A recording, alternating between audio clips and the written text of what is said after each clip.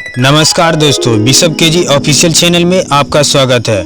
आज हम बात करेंगे कि होलिका दहन क्यों मनाया जाता है, इसके पीछे की क्या कहानी है तो जानेंगे। लेकिन उससे पहले आप हमारे चैनल को सब्सक्राइब नहीं किए हैं तो जल्दी से जाकर सब्सक्राइब कर लीजिए। तो चलो वीडियो को स्टार्ट करते हैं। Let's start. यह बात है उस समय की जब पृथ्वी पर हिरण्यकशिपु और उसका बड़ा भाई हिरण्याक्ष नामक दो असुर रहता था और उसका बड़ा भाई हिरण्याक्ष पूरी पृथ्वी पर अत्याचार की चरम सीमा को पार कर गया था, जिसके कारण स्वयं नारायण भगवान विष्णु वराह रूप में अवतरित होते हैं और हिरण्याक्ष का वध कर देता है। यह बात हिरण्यकशिपु को जब पता चलता है तब वह अत्यंत ही क्रोधित हो जाता है और अपना भाई का बदला लेने के लिए वह पृथ्वी पर से भगवान विष्णु का जितने भक्त होता है सारे को समाप्त करने का निश्चय कर लेता है। इसके कारण वह तपस्या करने के लिए कैलाश पर्वत पर चला जाता है और ब्रह्मा की घनघोर तपस्या करने लगता है। लेकिन इनकी तपस्या से ब्रह्मा जी आहत होते हैं और वह नारद मुनि के पास जाते हैं और कहते हैं, हे नारद, अगर यह हिरण्यकश्यप इसी तरीका से तपस्या करते रहेगा तब मुझे तो अवश्य ही उसको वरदान देने के लिए जाना ही पड़ेगा, क्योंकि वह तो अमरता का वरदान मानकर तपस्या कर रहा है। तो उनकी तपस्या को भंग करने के लिए ब्रह्मा जी और नारद जी पंछी का रूप धारण करके उनके समीप चला आता है और वह पंछी दोनों नारायण भगवान विष्णु का जाप करने लगता है कि ओम भगवते वासुदेव नारायण, ओम भगवते वासुदेव नारायण। यह बात सुनकर हिरण्यकश्यप अत्यंत ही क्रोधित हो जाता है, लेकिन वह पहली बार में तो अपनी गुस्सा को कंट्रोल कर लेता है और फिर भगवान ब्रह्मा का ध्यान लगाता है। लेकिन बार बार पंछी भगवान नारायण विष्णु का स्मरण करने के कारण अत्यंत ही क्रोधित होकर वह अपनी तपस्या को भंग कर देता है हिरण्यकश्यप और अपना धनुष बाण उठा लेता है और वह दोनों पंछी को मारने के लिए निशाना लगाता है। जैसे ही वह तीर छोड़ने वाला होता है दोनों पंछी गायब हो जाता है। इस तरीका से हिरण्यकश्यप का तपस्या भंग हो जाती है और वह अपने राज्य चला आता है। जब वह राज आता है तो उसकी पत्नी कयाथु पूछते हैं कि हे पतिनाथ, आप तो कई सालों के लिए ब्रह्मा की तपस्या करने के लिए गए थे, क्या आपको वहां पर शांति नहीं मिला? तब हिरण्यकश्यप कहता है कि वहां तो बहुत शांति था, लेकिन पता नहीं कहां से दो पंछी चला आया और हमारा दुश्मन नारायण का हमारे सामने उसका स्मरण करने लगा, जिससे मुझे अत्यंत ही क्रोधित आया और मैंने धनुष बाण उठाकर दोनों पंछी का वध करना चाहा, लेकिन वह पता नहीं कहां विलुप्त हो गया। इस तरीका से पहली बार में तो इसकी तपस्या भंग हो जाती है। जब वह पत्नी को बता रहा होता है कि वह पंछी ओम भगवते वासुदेव नारायण, ओम भगवते वासुदेव नारायण का जाप कर रहा था, उसी टाइम उसकी पत्नी कयाथु भगवान के जाप करने के कारण हिरण्यकशिपु से उनकी पत्नी गर्भवती हो जाती है और फिर दोबारा अपने भाई का बदला लेने के लिए वह फिर दोबारा कैलाश पर्वत पर जाता है और अब इस बार वह घनघोर तपस्या करता है। अंगूठे पर खड़ी होकर दोनों भुजाओं को ऊपर दिशा में कर ब्रह्मा का अत्यंत ही कठोर तपस्या करता है और कई सालों तक तपस्या करते रहता है।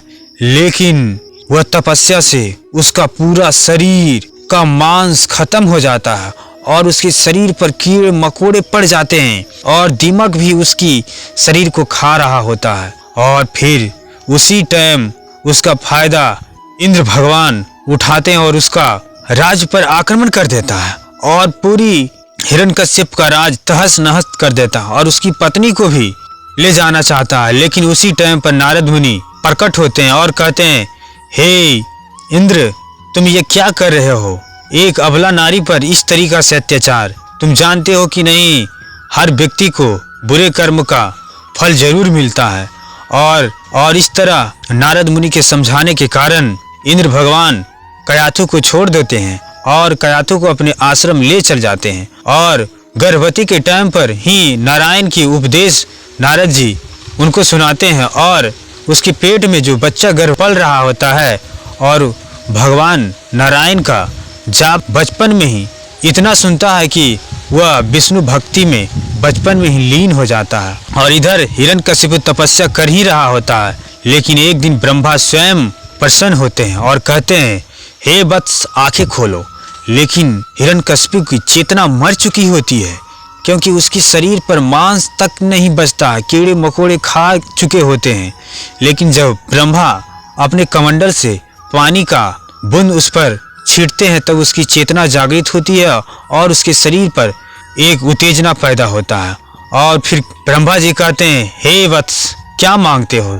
तब हिरण्यकशिपु कहता है कि हे ब्रह्मदेव, मैं अमरता का वरदान मांगता हूँ। यह बात सुनकर ब्रह्मा जी चौंक गए और कहते हैं, हे वत्स, मैं ये वरदान नहीं दे सकता हूँ, क्योंकि यह पृथ्वी पर जो आया है उसका मरना तो सत्य है। यह प्रकृति से खिलवाड़ हो सकता है, क्योंकि मैं तो अमर ही नहीं हूँ, तो तुमको अमरता का वरदान कैसे दे सकता हूँ? ब्रह्मा जी कहते हैं, अगर तुम्हारे मन में इच्छा है तो दूसरा वरदान मांग सकते हो। तब हिरण्यकशिपु दिमाग लगाता है और पूरी दिमाग लगाकर कहता है, हे ब्रह्मदेव, अगर आप मुझे एक वरदान नहीं दे सकते हैं तो कृपया मेरा ये वरदान अवश्य दें।